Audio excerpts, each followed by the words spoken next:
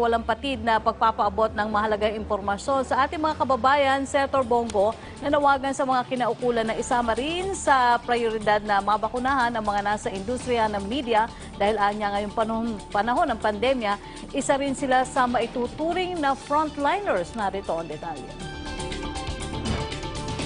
Dapat ikonsidera rin sa priority list ng pamahalaan para sa National COVID-19 Vaccination Program ang media. Sinabi ni Senador Christopher Bongo, kahanay ng media ang mga frontliners ng pamahalaan.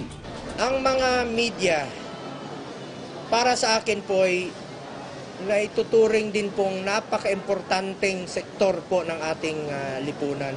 Dahil para na rin po kayong frontliner dahil kayo po yung nagdadala ng balita kung ano ho ba ang dapat gawin, ano na bang sitwasyon ngayon sa mga lugar.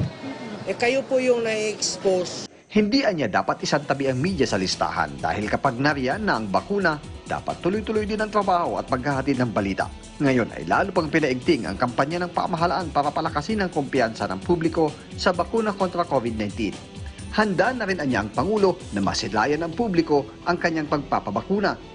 Hinihintay na lang ang clearance kung alin sa mga bibilhing bakuna ang ituturok sa Pangulo. Ang inaantay na lang po namin ngayon, ang clearance po ng doktor ni Pangulo kung anong klaseng vaccine ang pwedeng iturok sa kanya. Dahil iba't ibang klaseng vaccine, yung Pfizer, Moderna, AstraZeneca, Sinovac, Sinopharm. So yun po ang pinag-aaralan na lang po ng ating ng doktor ni Pangulo. Hindi na po question kung bawal ba siyang bakunahan.